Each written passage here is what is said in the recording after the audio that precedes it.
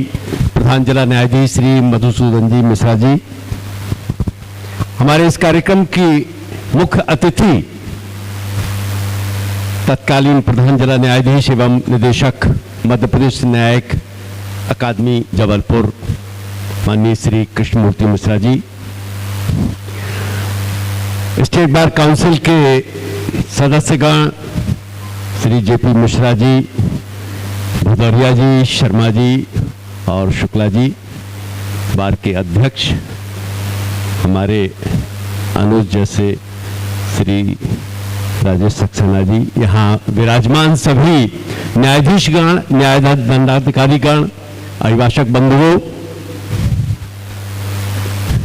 बहुत अच्छा वांछित ये कार्यक्रम बहुत दिनों से था। नवगठित जिला अभिभाषक संघ कार्य तो पहले से ही हो रहा था, लेकिन आज का कार्यक्रम का इंतजार था।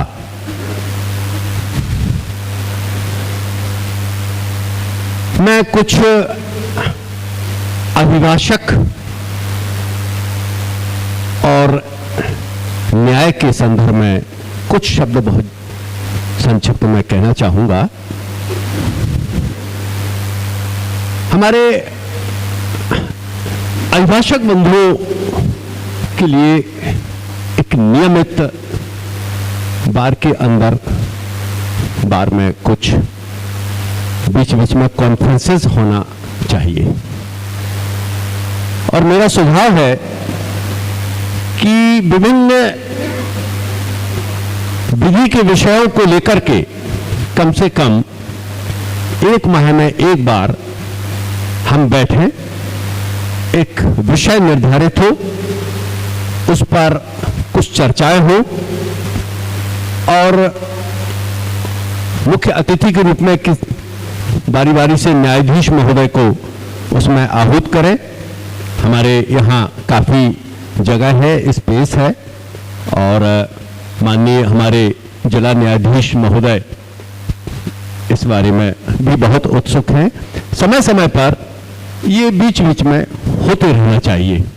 इससे क्या होगा कि एक अभिभाषक के लिए सबसे ज्यादा आवश्यक है ज्ञान का इनपुट, और तभी फिर अभिव्यक्ति हो पाएगी। विभिन्न विभिन्न विषय रहते हैं, खासकर कनिष्ठ अभिभाषकों के सामने कुछ प्राचीन विषय रहते हैं, तो समय समय पर हम लोगों को बैठना चाहिए और बड़ी विनम्रता से न्यायालय के समक्ष हमें अपनी बात कहना चाहिए। शालीनता और विनम्रता हमेशा रहना चाहिए। हम अभिभाषक भी ये चाहते हैं कि हमारी बात बेंच में सुनी जाए।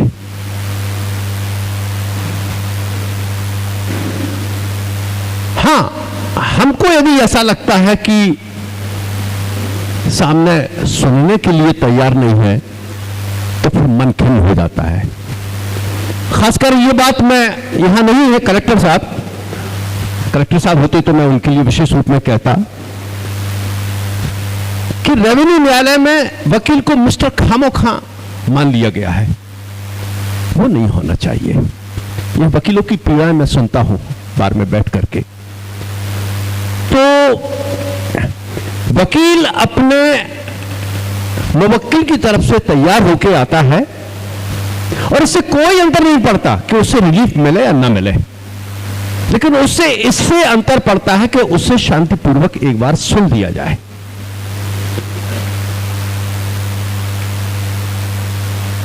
मैं यहां एक बात और कहना चाहूंगा। स्टेट बार काउंसिल के मेंबर्स भी बैठे हुए हैं। स्टेट बार काउंसिल की ओर से, यद्यपि मेरी जानकारी में नहीं है, वकीलों के ज्ञानवर्धक कुछ कार्यक्रम संभवतः नहीं हो रहे हैं। वो होना चाहिए।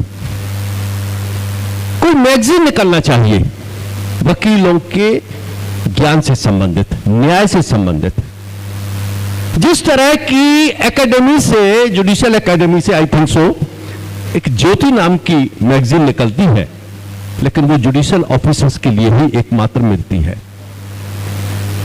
वकीलों के लिए तो उपलब्ध नहीं है। तो क्या हम स्टेट बार काउंसिल की तरफ से ऐसी अपेक्षा नहीं कर सकते हैं कि हम जो भी सब्सक्रिप्शन उसका होगा हम देने को तैयार हैं, लेकिन हमें नियमित रूप से यदि इस तरीके के कुछ वहां से मिले तो हम उस मैगजीन को प्राप्त करें। क्या लेटेस्ट लॉ चल रहे हैं, क्या समस्याएं आ रही है, उसमें कुछ आर्टिकल्स भी हो। एक मैगजीन निकलती थी बहुत साल पहले, मैं उसको सब्सक्राइब किए हुए था, लेकिन वो कानून के विषयों से संबंधित न होकर उसमें आर्टिकल्स होते थे। कुछ आर्टिकल्स मेरे भी उसमें पब्लिश हुए हैं। तो यहां मैं ये भी चाहूंगा कि कुछ स्टेट बार काउंसिल की ओर से ऐसी कोई योजना हो वकीलों के लिए कि जो उनको निरंतर कुछ ना कुछ जानकारियां प्राप्त होती रहे समय समय पर, और ज्ञानवर्धक जो केस लॉ है शॉर्ट में वो मिलते रहे। यहां अभिभाषक बंधु जो है वो बहुत अच्छी संख्या में है और समय की बहुत कमी है, क्योंकि हमारे माननीय पूर्व तत्कालीन प्रधान जिला न्यायाधीश महोदय को निश्चित समय पर यहां से ट्रेन पकड़ना है और यहां मुझे निर्देश हुआ है कि संक्षिप्त में ही बोलूं, क्योंकि यहां उद्बोधनकर्ता भी बहुत हैं और विशेष रूप से मैं यहां से विदा हो रहे तो हमारे श्री कृष्णमूर्ति मिश्रा को तो मैं कभी विदा कर नहीं पाऊंगा, क्योंकि इन्होंने दिल के कोने में अपनी एक विशेष जगह बना रखी है। वो जगह तो कभी जा ही नहीं सकती। ऑलवेज स्माइलिंग चेहरा हमेशा, और सबके प्रति बहुत पॉजिटिव। तो यहां एक शेर सुनाना चाहूंगा कि कौन कहता है कि जुदाई होगी, कौन कहता है कि जुदाई होगी, अफवाह किसी गैर ने उड़ाई होगी।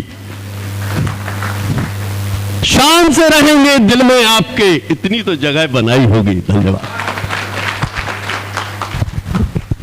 बहुत बहुत धन्यवाद।